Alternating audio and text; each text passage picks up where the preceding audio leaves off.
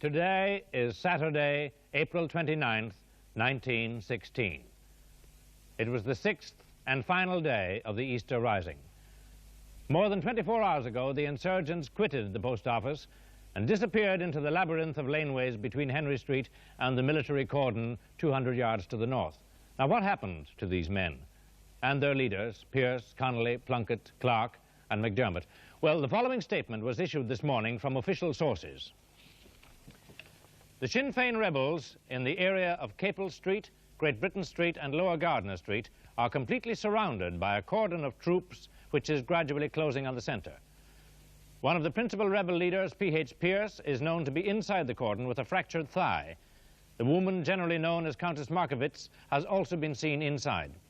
Another leader, James Connolly, is reported killed. Well, how true is all this? Now, the post office is here, and here is Great Britain Street, occupied by the military, with barricades and machine gun nests here, here, and here. Now, the insurgents, apparently unaware that the military were occupying Great Britain Street, ran from the GPO into these streets and laneways here, exposing themselves to a deadly fire from the barricades here and here. Those who could not find cover in shops, houses, doorways, or backyards were shot to death. The insurgent leaders, Pierce, Connolly, Plunkett, Clark, McDermott, still alive in spite of reports to the contrary, established their headquarters in Gogan's grocery shop, here, at the corner of Moore Street and Henry Place. Outside the shop, Sean McDermott and volunteer John McLaughlin hastily attempted to build a barricade, while around the corner, only 100 yards away, the military waited to fire on anyone who came into their sights. So far, they showed no sign of mounting a charge and meeting the insurgents at close quarters.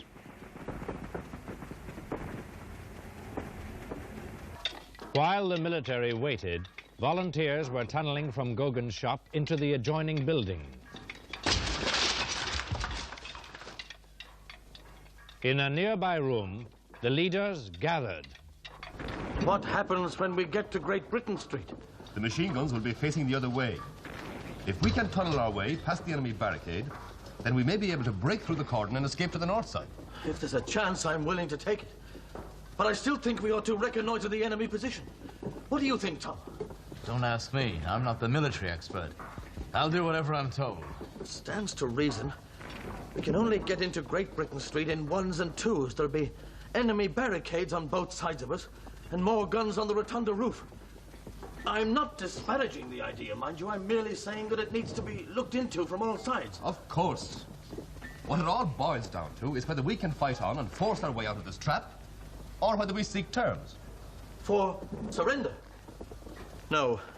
No, I'm all for fighting on as long as there's a chance. I think we all are. Look, before we expose the lads to those machine guns, we've got to count the odds.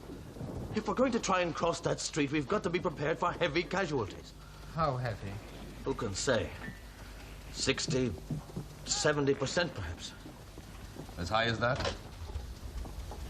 My God, where did that come from? Mrs. Gogan says we can have it and welcome. I've shared some of it out among the men. What about Mrs. Gogan? She and the family are down in the cellar. She says they've eaten. Oh, God bless her. I'll get some plates. I'll give you a hand.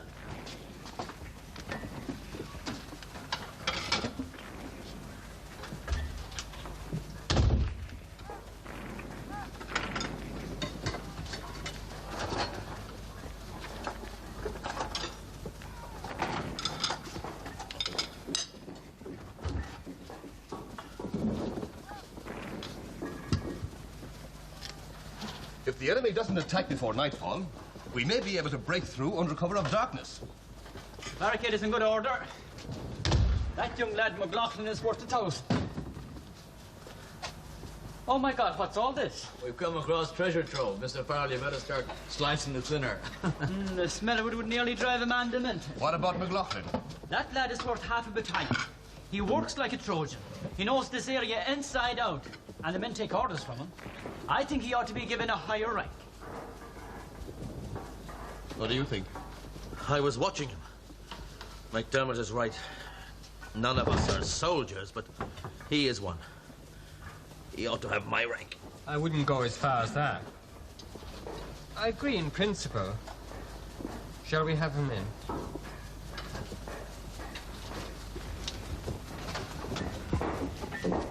Volunteer McLaughlin, in here.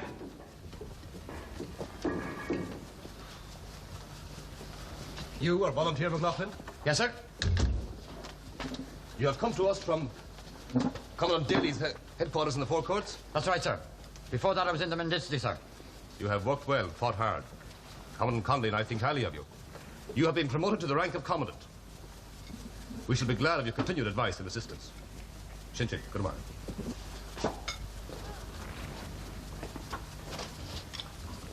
Right, then. I want 3 of you with the barricade. Come on, get up. You're going to sit there till summer. Come on, let you away with you.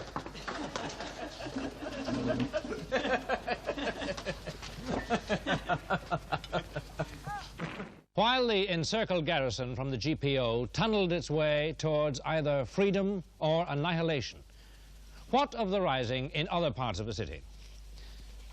Commandant Eamon de Valera was still holding out in Boland's Bakery. At Jacob's factory, Commandant Thomas MacDonough and Major John McBride were standing firm, as were Commandant Michael Mallon and the Countess Markovitz in the College of Surgeons, following their withdrawal from St. Stephen's Green.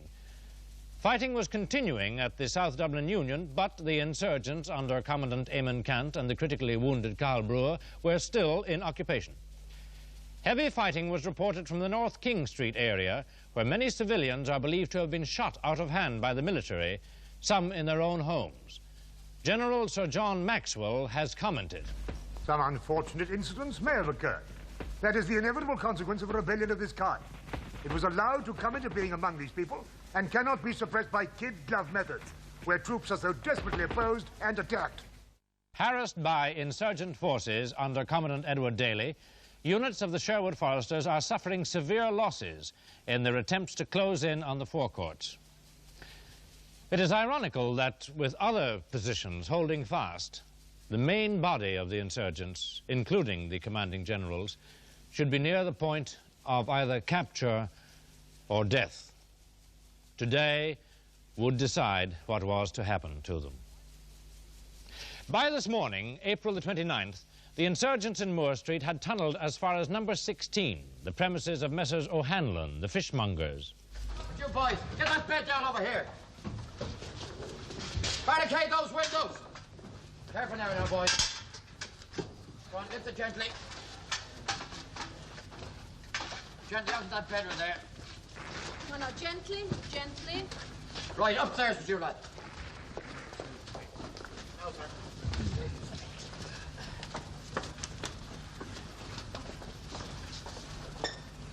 Right, come on, you lads, upstairs.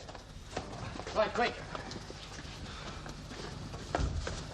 Right, careful that stretcher there. Put it down over there. Commandant McLaughlin, Sir? you seem better acquainted with the situation than any of us. How do you see the position? Well, sir. You may speak freely. Well, the main thing is to get out of this area, sir. If you ask me, I don't think the military realise we're here. And when they do, they'll attack. Either that or set fire to the street. What do you suggest? I think we should go back to where we started the tunnel. The Gorgon's shop, you mean? Yes, sir. From there, we can try and get across the street and into Coles Lane. That would give us the chance of meeting up with Commandant Daly's men from the forecourts. The problem is how to get across the street. Well, I thought of that, sir. You see, we could send 20 or so men up to attack the barricade. That'd give the others a chance to slip away. How many lives would we lose? Oh, about 30, I'd say. A lot more of the British are in Denmark Street. In that case, none of us will get through. Oh, I know it's only a chance.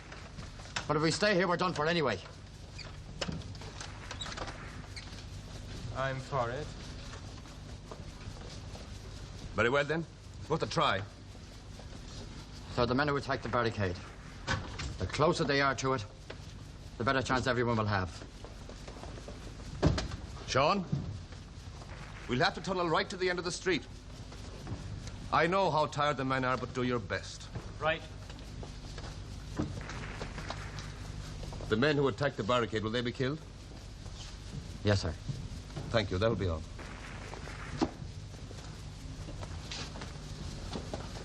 It seems a high price. Come, quickly. There's someone coming out of the house opposite. They're civilians. They must be mad.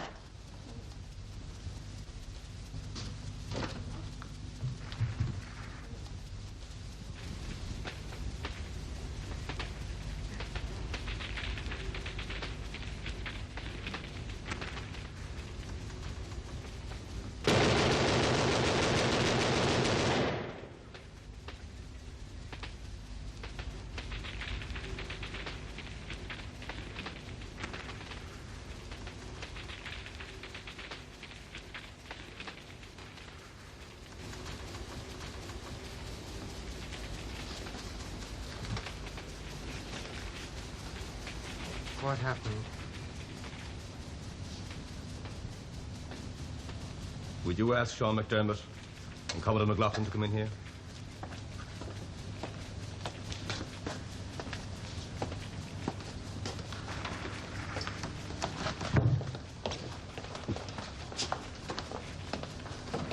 Commandant, this plan of yours, whichever route we take, our retreat is going to lead us through populous areas, isn't that so? Yes, sir. Will there be loss of civilian life among those areas? Oh, well, there's bound to be, sir. I mean, once the military get after us. Thank you. Then will you issue ceasefire orders for the next hour? Ceasefire? As of this moment, we wish to consider the situation.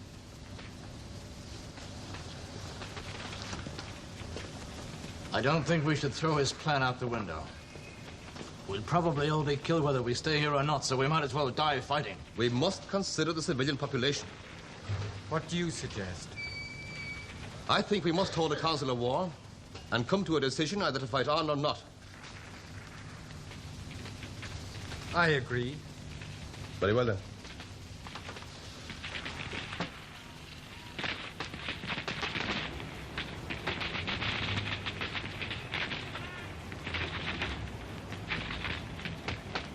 The leaders conferred for a considerable length of time.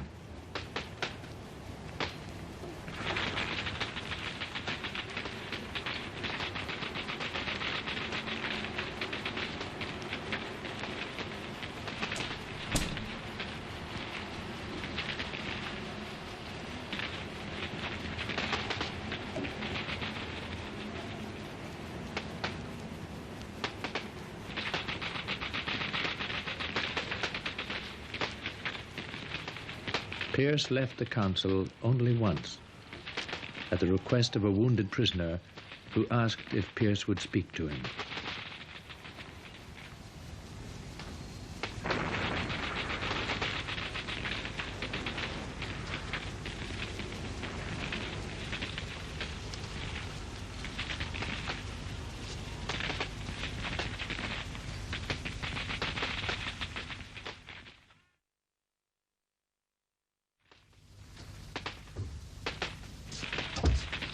An bhfuil siad craoch ná go fáil. Níl ná aon chum é.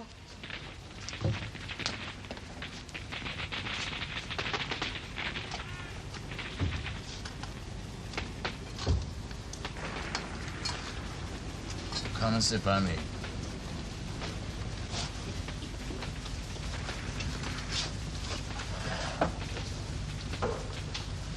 We have decided to ask the military for terms. It's the only way to avoid slaughter.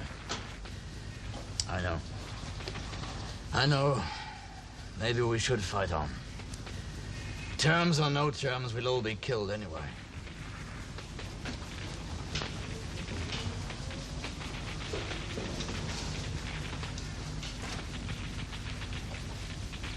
Mr. O'Farrell? Do you think you could provide a white flag? We'll need more than one. I'll try next door.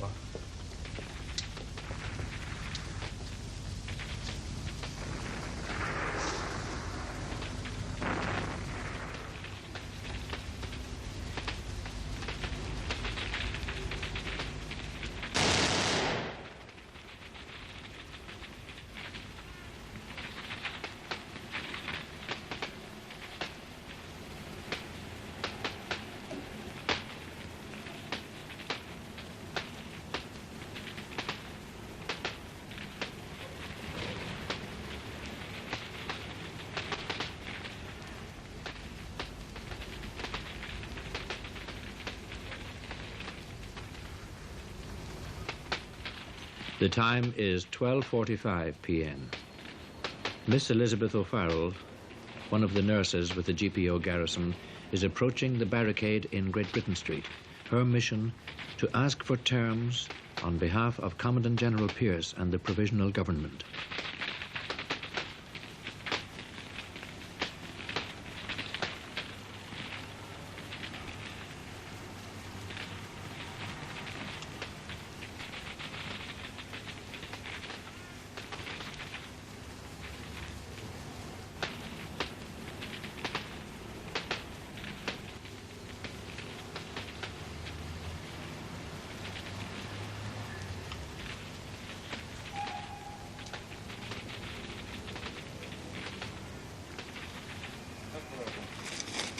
there. Tell Colonel Porter we have a woman here under a flag of truce.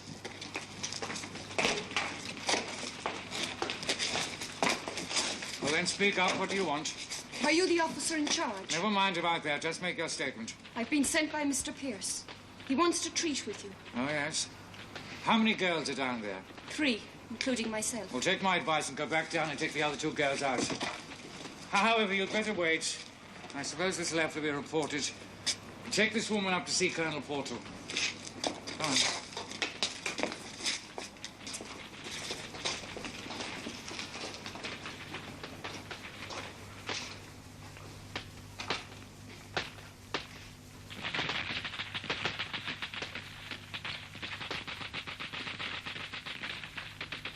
In the meantime, the leaders waited.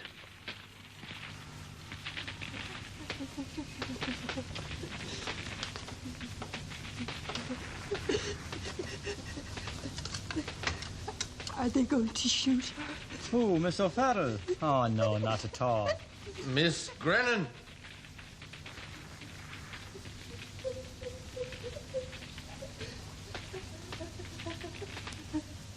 Now, you mustn't be crying for your friend. They won't shoot her. She may be away for a little while, but don't worry. They won't shoot her.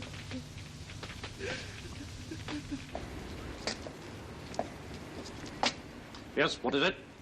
The Commandant of the Irish Republican Army wishes to treat with the Commandant of the British forces in Ireland. The Irish Republican Army? Sinn Féin, as you mean? The Irish Republican Army, they call themselves. And I think that a very good name, too. Will Pierce be able to be moved on a stretcher? Commandant Pierce doesn't need a stretcher. Pierce does need a stretcher, Ma'am. Commandant Pierce does not need a stretcher. This woman is a spy. Strip that Red Cross insignia off her and take her over there and search her. She's a spy.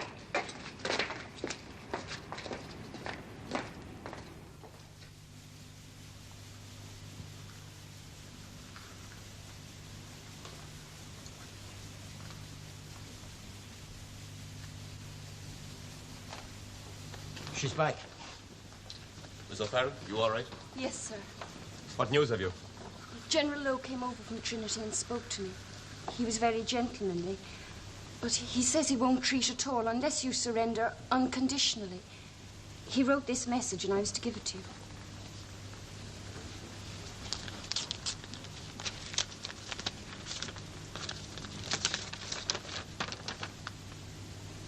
I have to be back in half an hour. The fighting is to go on.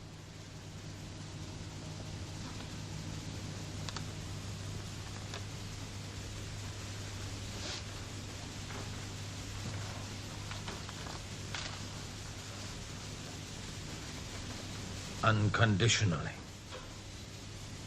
Well, it's no more than we expected.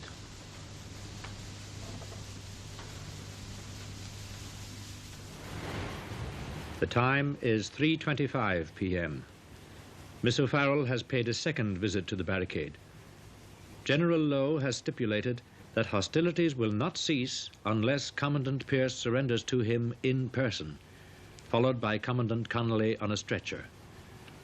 Now, accompanied by Miss O'Farrell, Commandant Pierce is walking towards Great Britain Street, where General Lowe is waiting for him.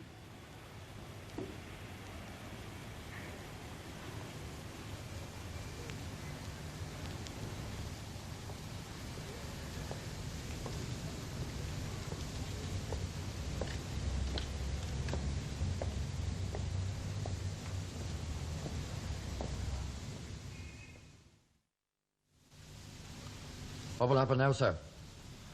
Those of us who signed the proclamation, including myself, will be shot. The rest of you will go free. A word of advice for you, McLaughlin. Don't tell them your rank. Not just to save your skin, but you're a young man. You might pick up the thread someday. Was there any other way, Mr. Connolly? I'm afraid not. I wish there was. I couldn't see the boys burned to death. Oh, time for us to go.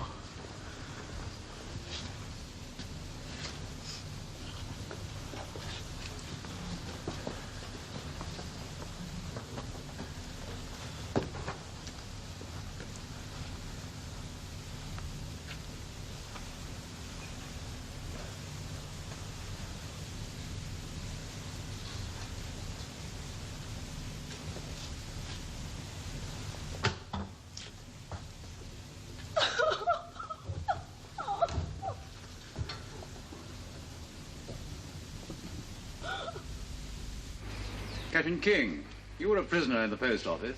Do you identify this gentleman as Mr. Pierce? Were you in the GPO? Yes. Well, I didn't see you there.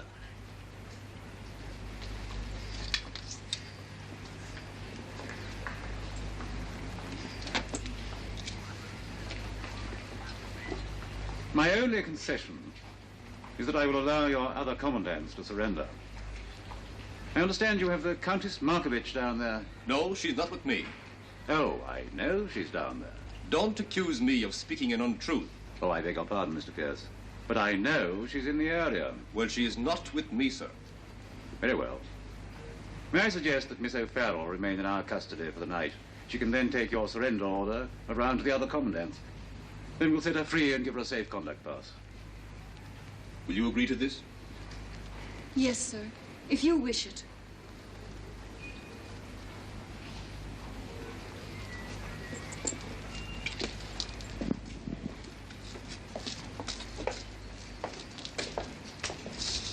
I wonder how many German marks that fellow has in his pocket. Towards 5 o'clock, Miss O'Farrell returned to 16 Moore Street, bearing General Lowe's surrender instructions. Carrying your white flag, proceed down Moore Street, turn into Moore Lane and Henry Place, and around to the pillar to the right-hand side of Sackville Street. March up to within 100 yards of the military drawn up at the Parnell statue. Halt. Advance 5 paces and lay down arms. And so the rising ended. Through a still blazing and rubble-strewn Sackville Street, the main rebel contingent marched towards the place of surrender. What the total price is in lives and property, no one can say. Nor do we yet know the ultimate fate of the men who carried out this armed rising, which has lasted for 5 days and is ending in flames. Halt! Left hand! Order, arm! Form 2! Round on! Up!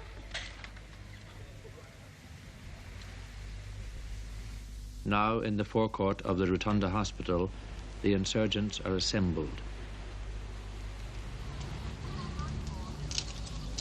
If any of you have incriminating documents, drop them behind you. You understand? Any incriminating documents, drop them. Drop them behind you. Right. Carry on, please.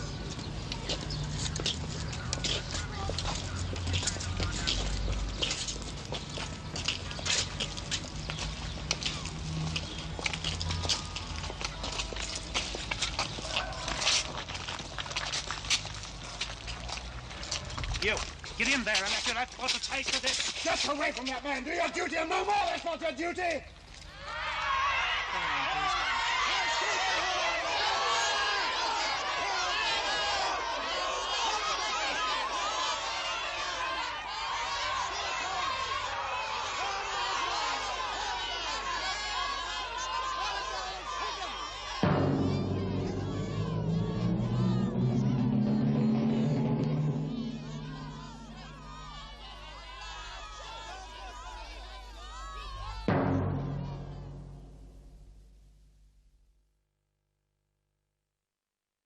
In this episode, the character of Sean McLaughlin was described as a volunteer and commandant. He was in fact a lieutenant in the Irish Volunteers.